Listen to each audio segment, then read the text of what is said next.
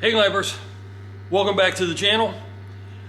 This weekend we couldn't go camping. Joni's business had a prior engagement, so we had to stick around the home base.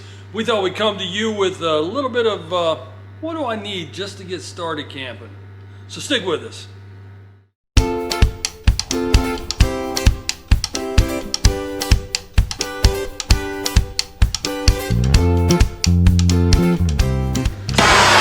that a necessity?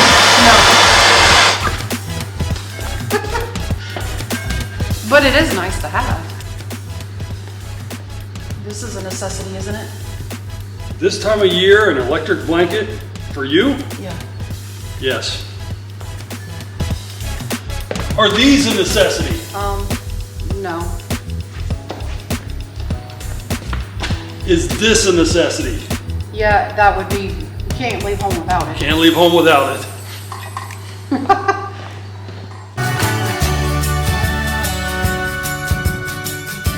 So one of the first things that we want to share with you is that if it is your first time camping or you've been camping 100 gazillion times, you need wheel chocks.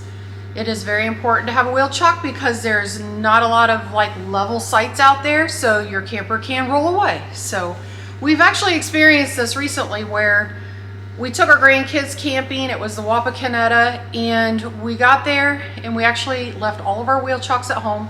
We have quite a few of them, but we left them all at home and we didn't have a wheel chock. So we did make do because we had some other stuff stored in the camper that We used had wood. 4x4. Yeah. But we always have extra just in case something happens or somebody needs help with some. So we've been carrying like 3 different sets. This is like the original set we had with our pop-up, and we still have them. We went to this type, which Yep.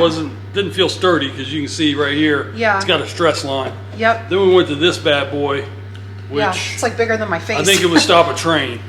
Yeah, it says that they're 7 pounds, so they do weigh quite a bit. We got those at TSC, I think, for like 20 bucks a piece. But those have been some of the better wheel chocks Right. we've experienced through the years.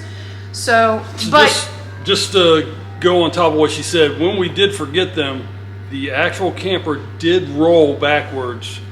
So, and it came off of the front tongue jack blocks that I had. Scary moment, it happens. I was inside the camper when it happened. So just as a word of caution, these are very important. Yeah, and it is the very first thing you want to do before you ever unhook. Get it where you want it in the site, put the wheel chock in, and then start the process of unhooking.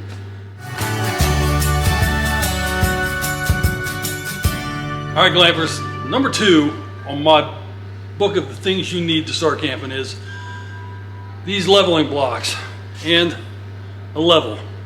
Now this doesn't pertain if you have a camper that has auto leveling. If you're that fortunate, good on you.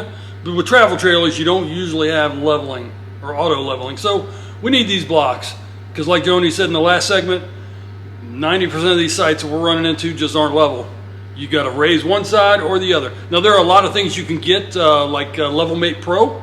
You can have it installed to your rig, and then you get an app for it, and it will tell you if you're level, where you need to come up on what side, and it's very helpful, front, back, and both sides. But if you don't have that, you can get something like this. You can get the Anderson levelers. There are several different styles of this.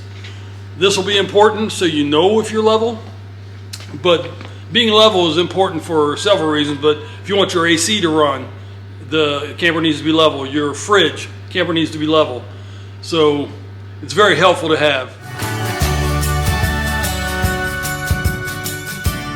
All right, so the third thing on our list that we do not camp without is black tank treatment. We've been through several brands throughout the years. There are some that have a really peculiar smell that we don't care for. This has not been this way, so we can just grab this. This is also at Walmart, easy to get, easy to grab. All right, so the one other thing that we do like to use is the RV toilet paper. I know this is Scott's. It's not necessity, but you will find through the years that if you get a clog, it'll be because of the type of toilet paper. But we have found that this is the better brand for us that we like.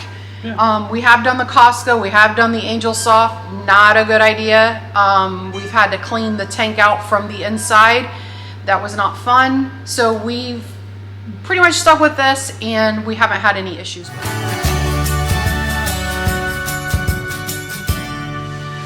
All right, so another necessity is obviously your hoses. We do carry two different types of hoses. We do the one regular hose, 50 foot long.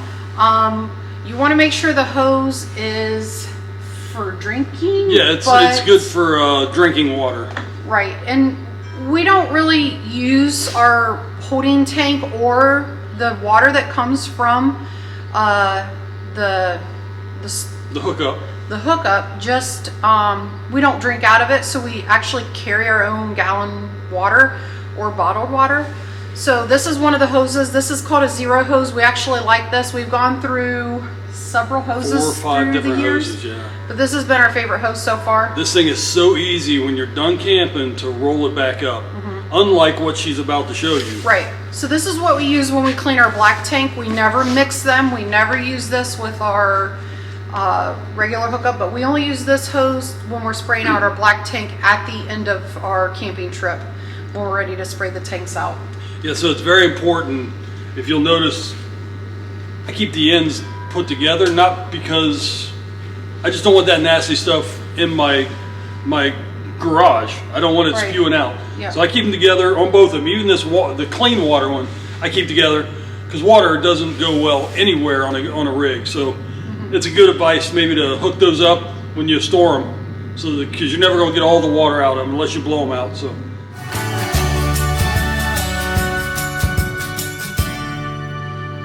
And last but not least, the poop hose. We're going to need them if you use your bathroom. You're going to need the Stinky Slinky, of course.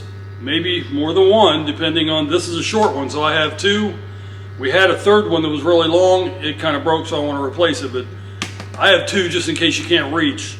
You're going to need an elbow to go on it so it goes into your sewer.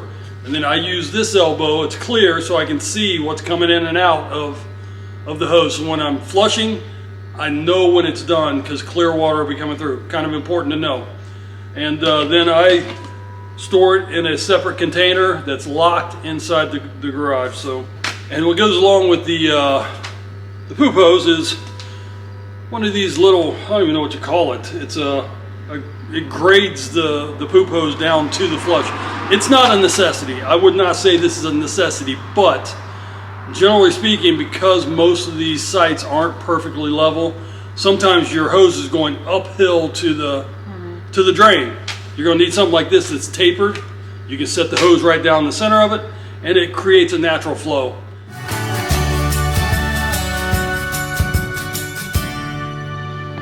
All right, so last serious note is, I know we kind of poked fun at a couple little things that we felt was necessary to camp, but in all seriousness, these are the things that we like to use, we like to travel with.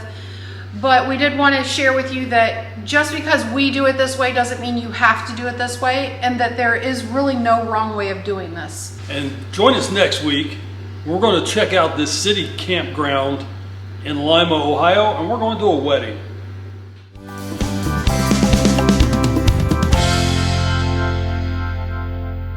Happy glamping. Are you doing it? I don't know. Today we are not camping this weekend. Today we're not camping this weekend. Yes, today. We're not camping this weekend. Today we're not camping this weekend. But stick with us. Stay with us, stick with us. So glampers, On a serious note.